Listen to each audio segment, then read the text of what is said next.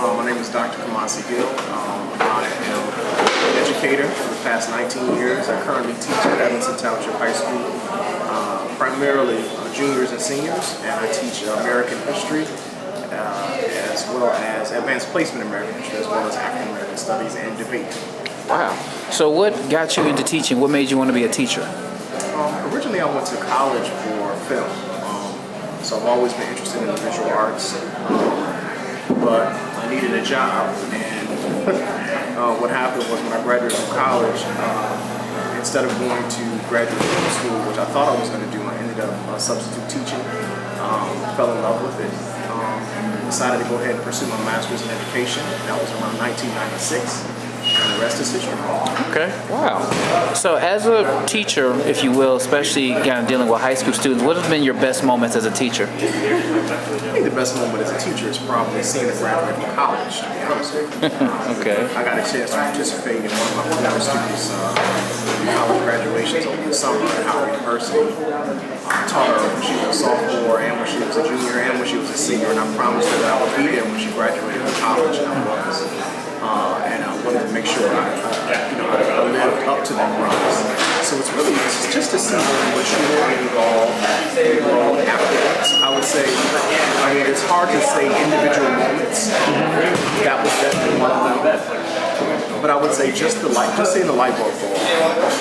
Okay. Those moments where you know that you're connecting with them and they're learning something and they start to look at the world like different. Okay.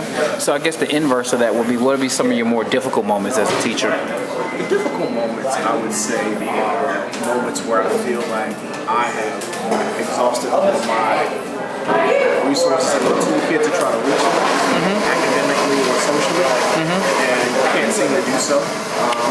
But as difficult as those moments are, I remind myself never ever to stop trying. But for the most part, above and beyond just the effort, I never stop loving. And that's the most important thing I think we don't talk about enough in education is that as an educator, you're a human being who's dealing with other human beings.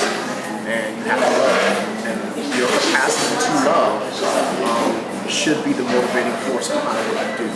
You may not like them every day, but you have to love them. That is true. That's a very good point there. That's something that no one really talks about, that compassion.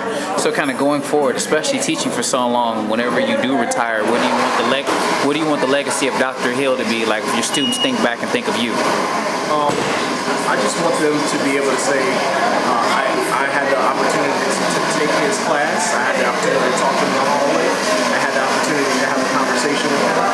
And he helped inspire me, motivate me to look at my life in a better way.